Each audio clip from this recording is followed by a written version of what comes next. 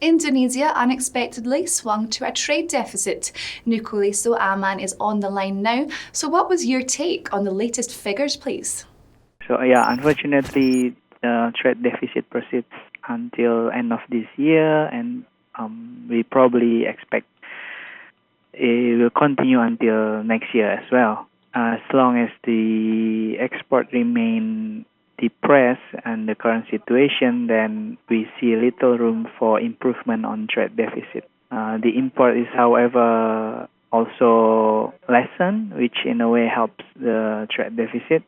But the main issue is actually how to prop up the export.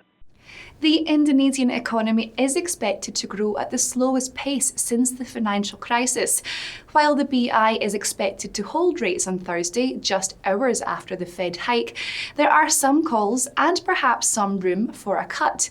But is the economy stable enough to withstand such a move?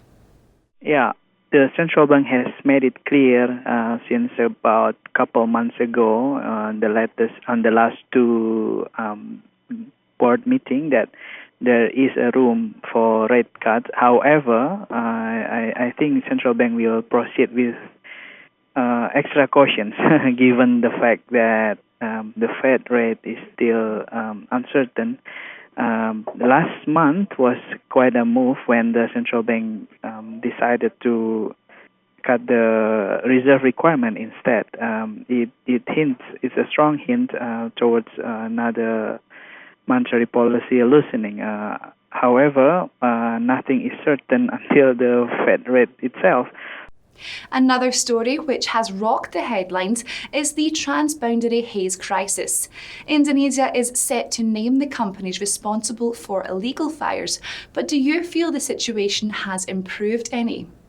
This is a long-standing issue. It's almost like an annual event to have this unfortunate situation.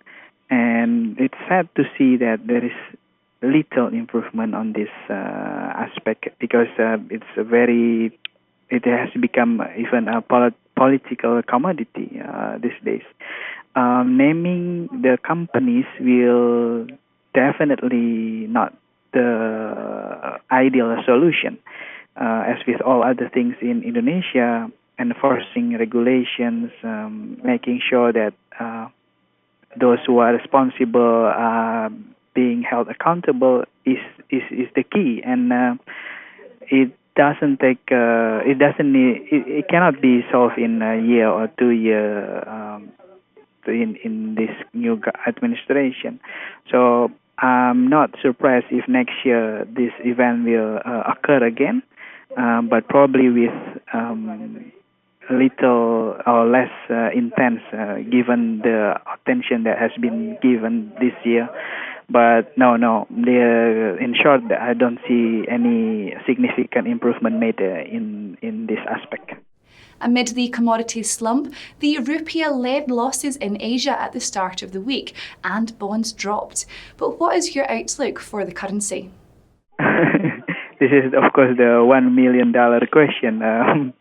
Everyone has been guessing, and my personal take would be it will not change much, and probably depreciated a bit until the end of the year. And for the next year, there will be a slight improvement given that the Fed rate hike will be a bit more certain, and there will be more infrastructure spending, which gives a boost on the confidence of the investors. But all in all, I'm gonna say 13,000 to 14,000 rupiah per dollar will be the new normal that we all have to deal with. Nurkholisoh, thank you so much for your time and insights today. It's been a real pleasure chatting to you. Well, that's all from me for the moment, but make sure you keep clicking back to Dukascopy TV. Goodbye for now.